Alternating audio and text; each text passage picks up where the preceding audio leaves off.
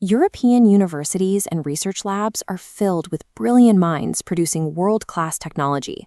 But when those researchers try to scale a business, they hit a wall of compliance that causes the entire process to grind to a halt. This friction stems from the precautionary principle. In the United States, an innovation is generally free to enter the market until someone proves it causes harm. In Europe, the burden of proof falls on the creator. You have to prove your new technology is safe before you are allowed to build it. Complying with that standard requires navigating a dense web of rules. Between 2019 and 2024, the European Union adopted roughly 13,000 new acts. Setting up a company means paying lawyers to interpret thousands of pages of data, environmental, and labor obligations before a single product is even sold. That heavy administrative burden creates a heavy financial penalty, starving young companies of the cash they need to grow. And the data shows exactly where that capital goes instead. This chart compares the average venture capital available to a tech startup in the European Union versus one in the United States. A European founder has access to about 1.1 million euros in early-stage funding. An American founder has access to $4.9 million. If you need $1 billion to build the next major artificial intelligence model, incorporating in Delaware simply offers a clearer path than setting up shop in Luxembourg. Between 2008 and 2021, nearly 30% of Europe's billion-dollar startups moved their headquarters overseas.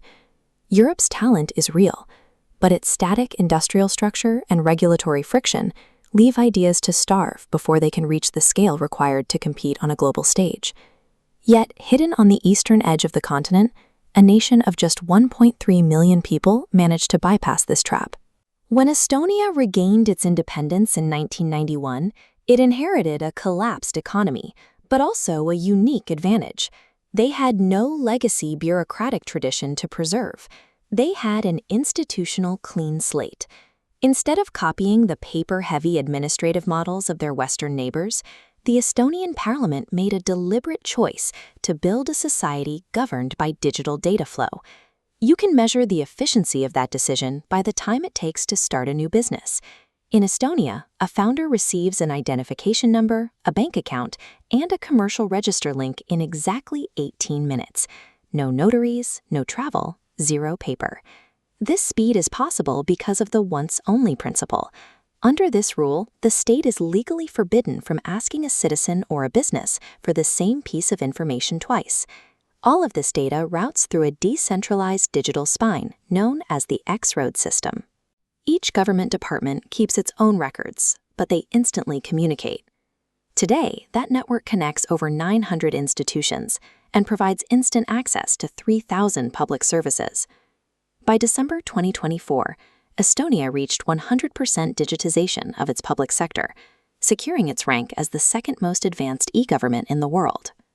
Estonia proves that frictionless regulation isn't a theoretical dream. It is a fully functional operating system for a digital society. The European Union has recognized that it must adopt this same level of efficiency to survive. The strategy in Brussels is shifting. Instead of generating thousands of new regulations, the immediate focus is a systematic effort to cut red tape across all 27 member states. The primary tool for this is a series of 10 omnibus legislative packages drafted for 2025, targeting sectors like agriculture, defense, chemicals, and digital commerce. According to this Commission document, the goal is to slash reporting requirements by at least 25%, targeting around 37.5 billion euros in reduced recurring costs. The initial implementation of these 10 packages alone is estimated to save 11.9 billion euros in annual administrative costs. In one specific case, the Carbon Border Mechanism Omnibus exempted 182,000 importers from filing complex environmental reports.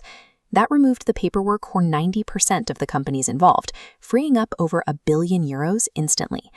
This shift targets the removal of administrative redundancy, aiming to unlock billions in frozen capital while maintaining core industrial standards.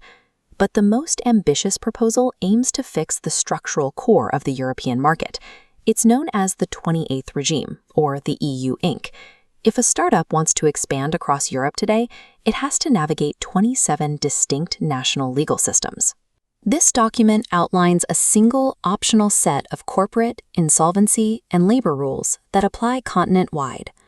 Under this framework, a founder could incorporate a business entirely online, across all of Europe in just 48 hours. By replacing thousands of pages of precautionary friction with a streamlined digital flow, Europe is finally trying to build a regulatory runway long enough to keep its best ideas and its capital at home.